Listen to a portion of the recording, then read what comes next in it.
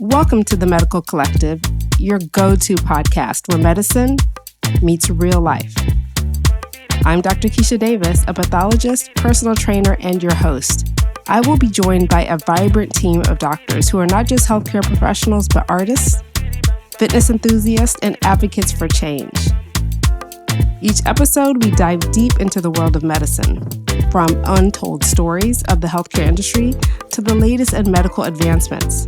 We're here to bring your insights, answer your burning questions, and explore the art and science of healing. So let's get started and step into the world of the Medical Collective.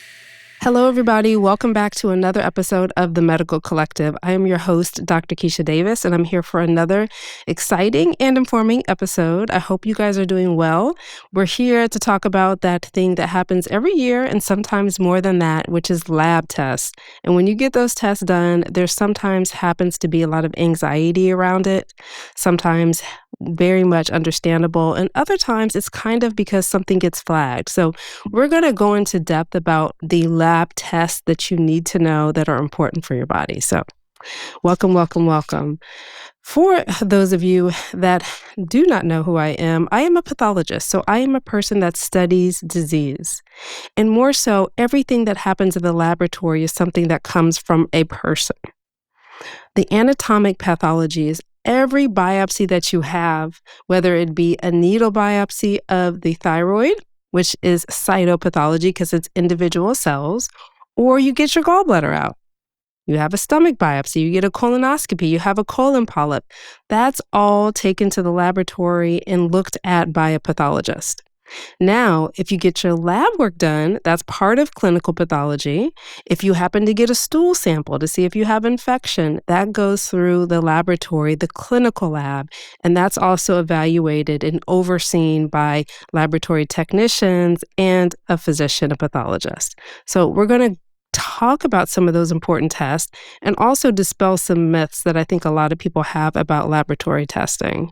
So let's break down some of those ranges. I think a lot of things too is you get a lab test and you see a range and you're right outside of the range. And this has happened to family members. A lot of people call me asking me, this is flagged. It's outside of the range. Sometimes, it may be a different color, red. What does this mean? And they panic. And then I look at it and it's literally maybe 1 point outside of the range, or it's been the same over time. And now they're seeing it for the first time and it hasn't really changed. So those are actually things not to be alarmed about. So I want to talk about those as well. Your range, the normal range for laboratory testing is not universal. There are some people that fall outside of the range. There are people that happen to have a low hemoglobin and they live with it and they're okay with it. There are people, for instance, one of the thyroid tests, TSH. There's a range, but you may be outside of the range, but everything may be functioning normal. So that is why you have to have a physician, an expert looking at your test, and they're going to take in the whole picture.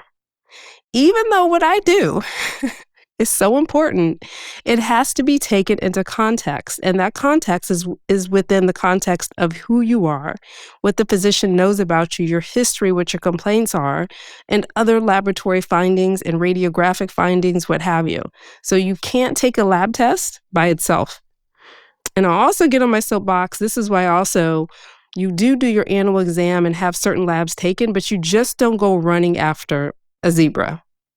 Case in point, there was somebody that was worried about cancer and they were VIP and they wanted us to run every single test known to mankind to see. And I don't think they understood you can't just run every test. And a lot of the screening tests catch everything and that guides you on the next test if further tests have to be done. So not everything is alarming.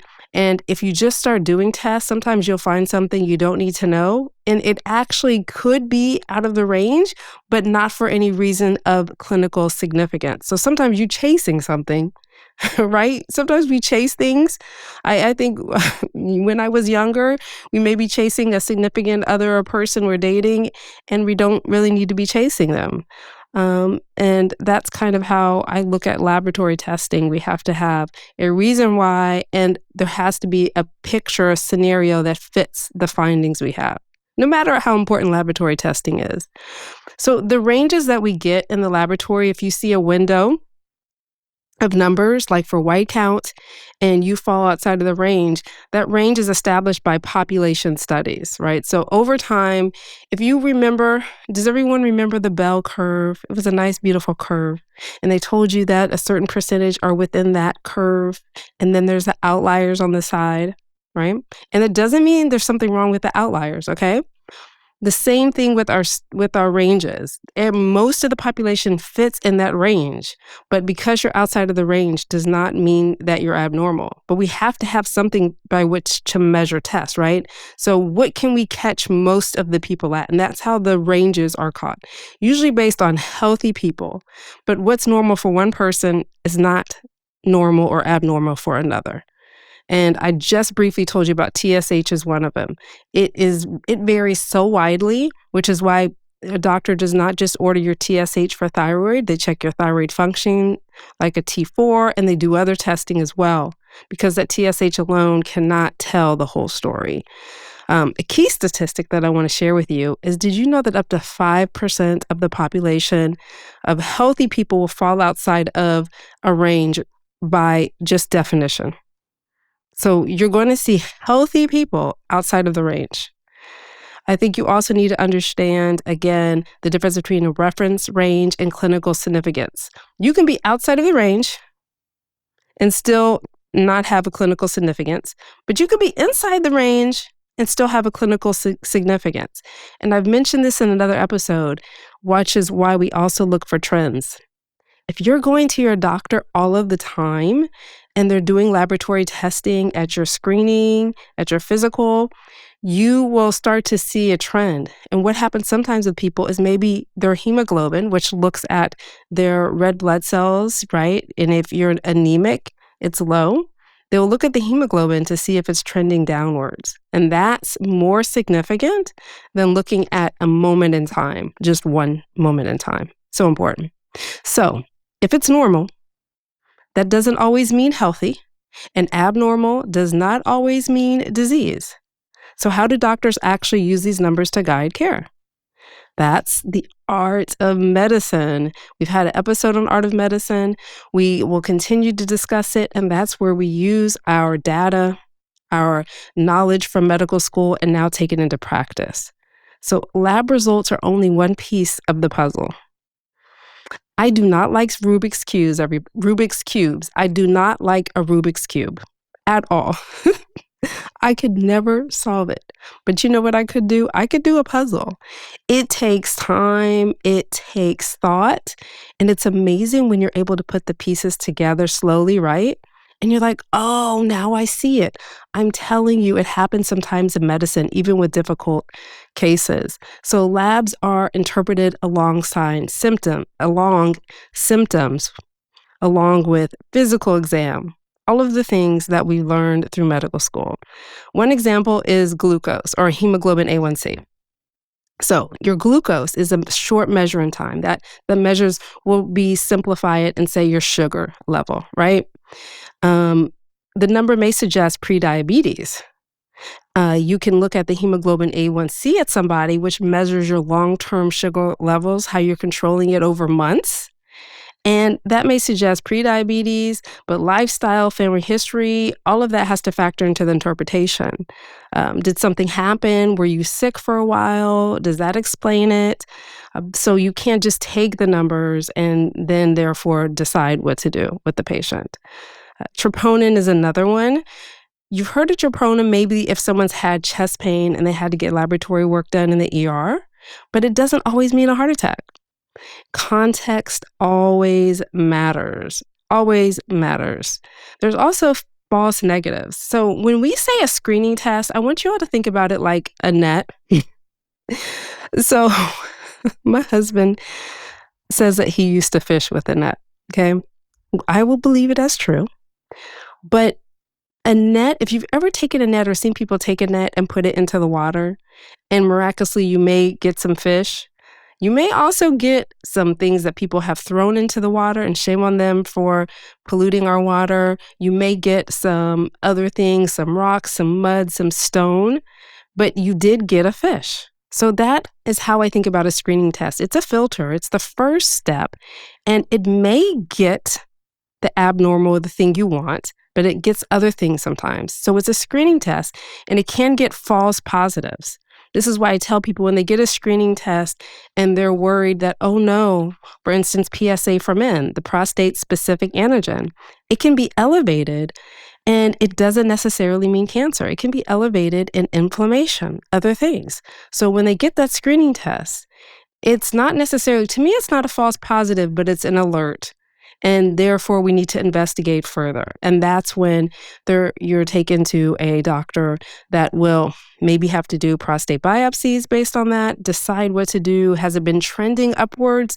Then we need to warrant additional testing to see why it's trending, that PSA is trending upward. So there can be false positives. There also can be false negatives.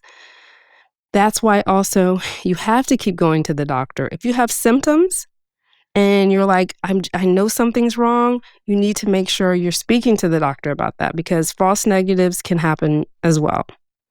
This is where things get complicated.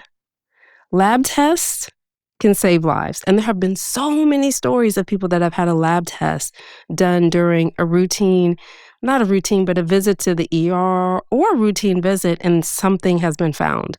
But they also can create confusion, and I'll tell you that. And sometimes unnecessary worry. And that's also why I implore people, if you are going onto your lab portal to check your testing, that you wait or you speak to someone about it. Because it's so important not to look on your portal and then you not know what to do with the laboratory values, which is important. You have your doctor to call them or the nurse, or wait until your next visit to be able to discuss all of that. Here are some common myths that I really want to talk about with laboratory testing.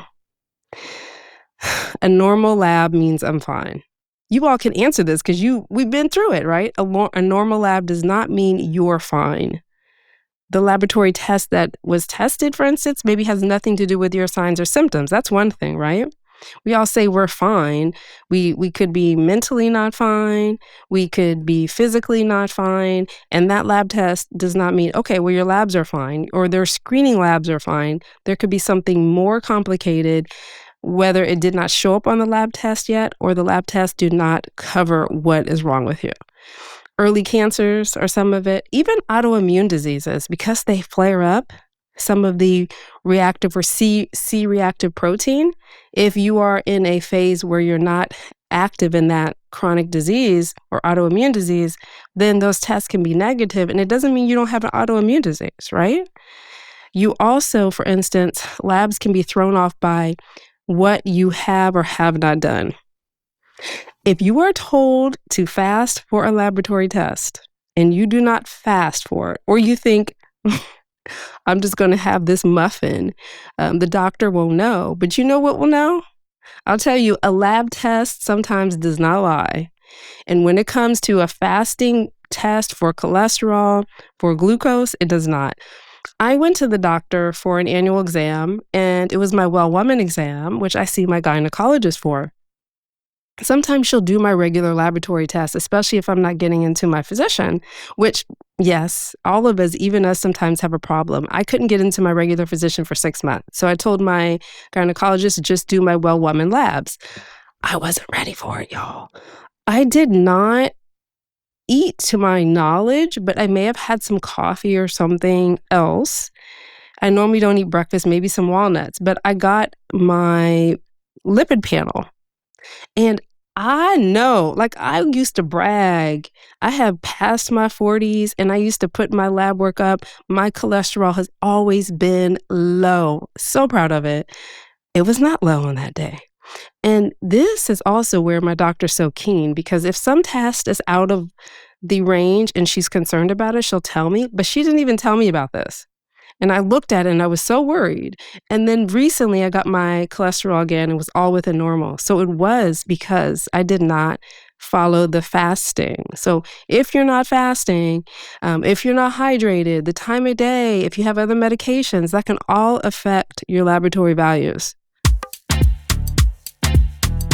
Hello, listeners. We want to remind you that you can catch The Medical Collective on all your favorite podcast platforms. That includes Apple, Spotify, and YouTube.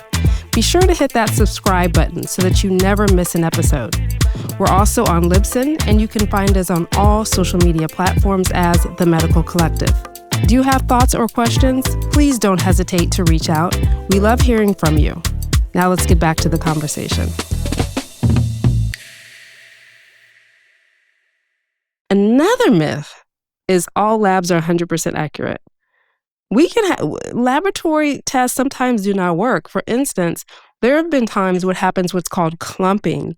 And when you're going to get your CBC, your complete blood count, and probably the platelets look really low and you know you're fine, you don't have any issues with bleeding, they find out that there's platelet clumping. And sometimes we'll do a peripheral smear and look at it and see the platelet clumps on the side. So yeah, if things happen like that, or there's errors, not even errors, just happenstance, then there can be times when the laboratory values are not right, which is why we will repeat them to make sure of that. So what are the labs that you really need to know about? What do we need to know about, Dr. Keisha? Well, I will tell you quite a few of them. Now listen, do not get overwhelmed. Do not think that this is a test or you got to go away taking notes. This is to inform you. You can have conversations with your doctor about them so you understand yourself what's happening. One of the common ones that happens, especially during an annual exam, or if you go to the ER, fever, your child has a fever, they're going to do a CBC. CBC, it sounds so cool. CBC. That is complete blood count. That can reveal anemia, infections, and sometimes leukemia. And I'll tell you a little story about that. And this is one of the times when people say that pathologists never get called. We do get called sometimes, especially when we're working in the hospital or medical center. There was a patient that had a fever and came in. It was a young patient that came in with a fever, really not feeling well. And this was just out of the blue, had previously been completely healthy. So we have flags. If the white count is outside of the range, what we call critical, or below the range or above it, we get called for that. And we have to look at it. The tech will look at it and make sure that there's nothing else in there we need to be concerned about. If you traveled, we can also be looking to see if there's any virus in there, right? To see if there is something in there or a parasite in there that's causing the problem, the fever. But what happened was the white count was like 30,000, which is extremely high. Then we look to see what kind of white cells are in there. And unfortunately, what happened when I did that, and this is late, there were many blasts in there. And the reason why that's an emergency is acute leukemia with a whole bunch of cells that shouldn't be in there in the blood is an emergency. The person can actually die if the white count is so high. So we alert the doctor and they immediately, start taking care of the patient with that. Yeah. So I'll never forget that. That's when I know when labs can really save lives, when it's in the middle of the night or something urgent and you just know you just don't feel well. So that's why I'm really also very stern and really want to tell people, if you're ever not feeling well, it's always better to be safe than sorry. If you're having recurrent fevers or you're just getting sick more than normal, it doesn't hurt to get your blood work done and get seen by a physician. So that's one. That's the complete blood count. So remember that, complete blood count. That looks at your hemoglobin, your white count, your platelets. Those are the cells that help when you get an injury, and sometimes you don't even know it, a micro injury. It's just like your skin. Say you get nicked on your skin, what happens? You start to bleed. Well, the platelets, along with other things, there's many other things, but the platelets come to the rescue and they cover it up and they cause a good clotting, right? Sometimes it can be bad clotting. If you have too many platelets, that there's times when that happens, that can be a problem because you don't want to have too much clotting. But if you don't have enough clotting, you can bleed and bleed to death. So that's important. So we check the platelet count as well. Also, there are some actually disorders where platelets are low or not functioning. So all of that's checked. But that's the first screening test to see if all those counts are normal. That's the CBC. Another thing is the CMP, and there's variations of that, your metabolic panel. At your annual, this will get done. Sometimes, if you are in the ER, sometimes a variation could get done. And the CMP, the metabolic panel, it is checking the liver, the kidney, and your electrolytes. So it's looking at your sodium, your potassium. It's looking at your creatinine, which looks at kidney function. The creatinine is another thing that it can be very subtle if you're having kidney disease based on what the creatinine is. Same thing with liver. You're going to check the AST, and you've heard of the AST and ALT. They're two of the tests that help with liver function as well as other things like your protein. So those are all important. Now, the next one, this is the one that traumatized me, I told you about, is the lipid panel. When you're getting this done, this is probably not going to be an urgent situation. You're getting this done. It is your annual exam. Please fast. If not, you will be worried or even more elevate levels that shouldn't be as high as they are. But the lipid panel is so important. I also want to tell people there are genetic disorders that are hereditary, familial disorders that can cause high cholesterol, abnormal lipids, right? So it's not all just diet or lifestyle that can cause these levels, but it's important, very important, because what is one of the number one killers of Americans? It's heart disease. So the lipid panel is very important. Depending on your levels, they may tell you to do diet and exercise, lifestyle changes, or you may have to be on medicine. But listen, the heart disease is preventable to me, and it's so important we take it more seriously. Okay, so the next one is hemoglobin A1C. Okay, a story of someone that had called me and told me their loved one had a hemoglobin that was like low. And I was so worried because when we get older, if a hemoglobin is low, sometimes it can be a cause of bleeding. And you think about rectal bleeding or bleeding from the colon, you think about colon cancer. But what they meant to actually say was hemoglobin A1C, completely different, everybody. So hemoglobin and hemoglobin A1C are two different things. With hemoglobin A1C, you are looking at the long-term sugar levels in your body, your glucose levels over time. Because if you have high glucose over time, that gets what we call glycosylated, and we're looking at that form of the hemoglobin. And that's where I'm saying, this is where it doesn't lie. If you go and you have diabetes and you tell the doctor, oh, my sugars, I've been checking them at home, they've been great over 3 months, somebody's not telling the truth, because a hemoglobin A1C, if it's elevated, then that is showing a different story. And then you have to think about maybe monitoring or changing the medications that you're using. But all of that is a conversation with your physician. But that's so important. The PSA I've talked about is very important. This is a laboratory test, and this is a screening test. It is not a confirmatory test. The prostate-specific antigen can be elevated in multiple things, not just prostate cancer. Okay. The next one is with the pap smear, which is not actually like a lab test that goes on a machine. But when you do get a pap smear, two things can happen, and depending on what your screening guidelines are, is you get HPV testing, which is done. And then you also have a smear done, which goes to the cytology department, and it's looked at under the microscope as well. So two things that are done differently and concurrent, but it's important to know if you have high risk HPV and if your pap smear is negative or not. That's important. Another one is at home testing. We've heard about the Cologuard or the FIT testing, looking at proteins or blood in your stool. I've told this story, and I will continue to tell this story about a young person who decided to be part of a screening test campaign, and they had a Cologuard, and the Cologuard was positive. And so that's a screening test. This is the way it's supposed to work. The screening test is positive. You go to the next part, which is you go to the GI doctor, and then you get a colonoscopy. The colonoscopy found one polyp. This is a young person, yes, less than 40, and would not have been screened otherwise.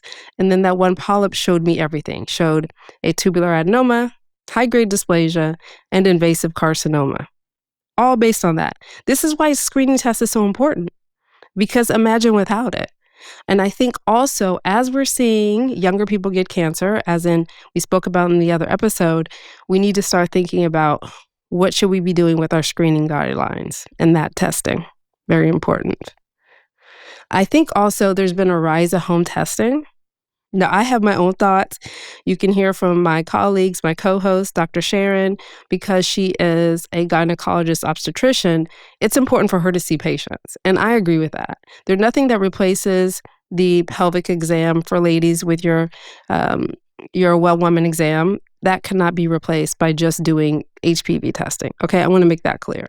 But at the same time, we see certain demographic groups that don't have access, don't have time, have fear. And if we can catch them some way, in the meantime, until we get them into the physician's office, which it's harder to get in, by the way, I think that home testing is great. There's now a home testing, there's a Tijuana that allows women to do a collection kit and collect a vaginal sample, and that's sent off for HPV testing. I think that's so important. There's home testing you can do as well to see if you have COVID or you have flu. And there's a combined test, the flu COVID test. And I think those are important. There's other home tests you can do too.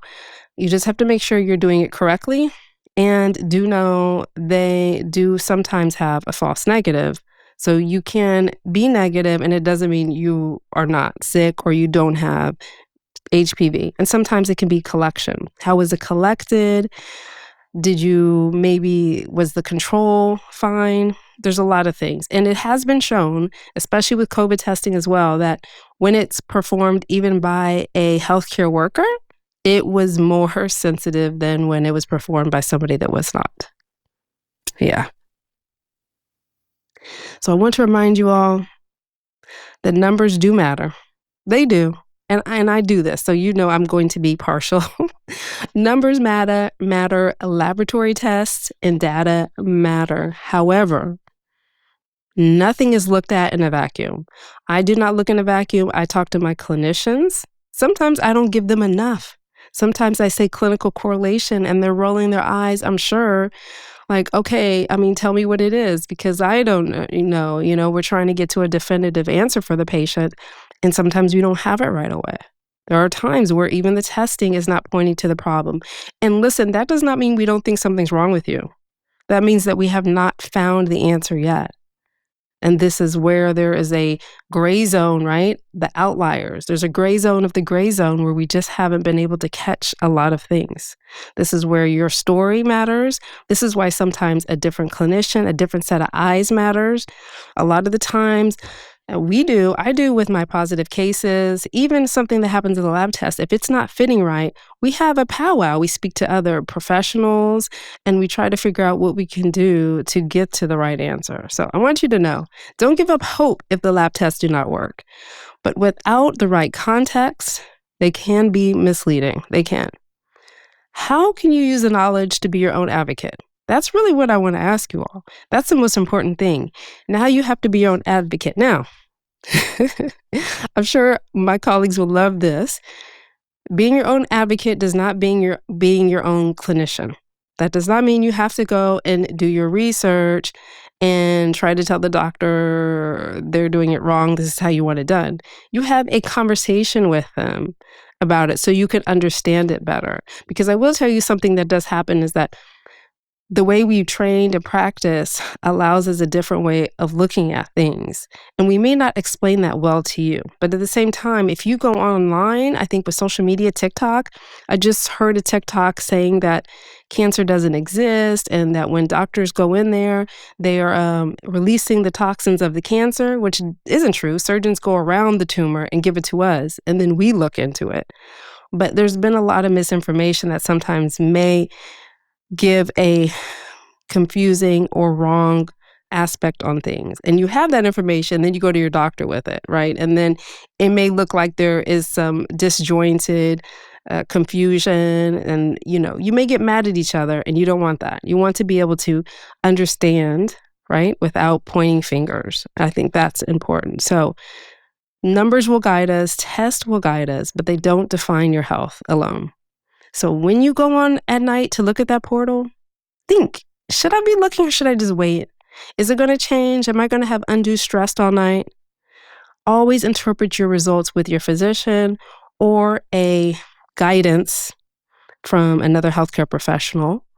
I started a business called Ask Path. It is growing. It is in the phases of working on some of the back end, but I want you to know Ask Path is going to be a service for you all when you get your lab results, when you get your diagnosis, your biopsy, to understand your biopsy and your results better from a pathologist's perspective. I think that's so important. But listen, even if you can get access to doing your own lab tests, who's going to interpret them with you? So don't forget your annual exam and having a physician, an ongoing physician that you trust, because studies are showing that regular checkups are increasing early detection of serious illnesses, and they are improving your survival. I want to encourage you all, what does this mean for me personally? When you get your lab test, what does this mean for me? And ask your physician. And if you get the lab tests you were not expecting that are not good results, what are you now going to do about it so that we can get better lab tests next time? I want you all to share your lab test questions with me on socials.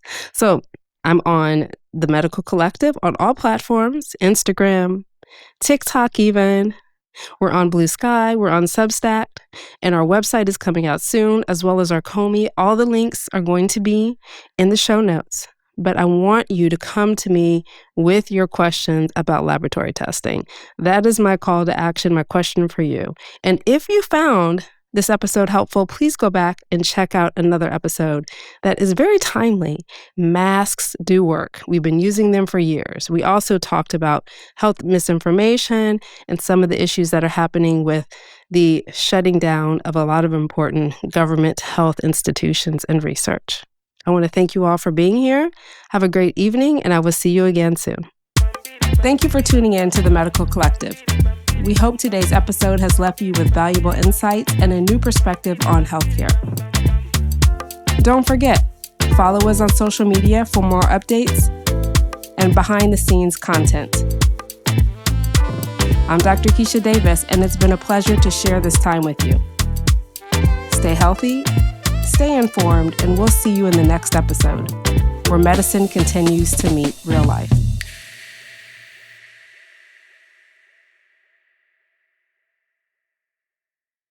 Please note that the content provided in the Medical Collective podcast, including text, graphics, images, and other material, is for informational purposes only. The content is not intended to be a substitute for professional medical advice, diagnosis, or treatment. Always seek the advice of your physician or other qualified health provider with any questions you may have regarding a medical condition.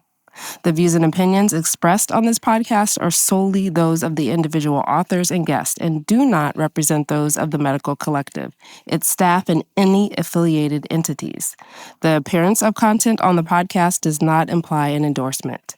Neither the host, Dr. Keisha Davis, the co-host, or any guest of the podcast bear responsibility for the accuracy of the content provided or the use of information received through the podcast. Reliance on any information provided by the Medical Collective podcast, its employees, writers, or guests is solely at your own risk.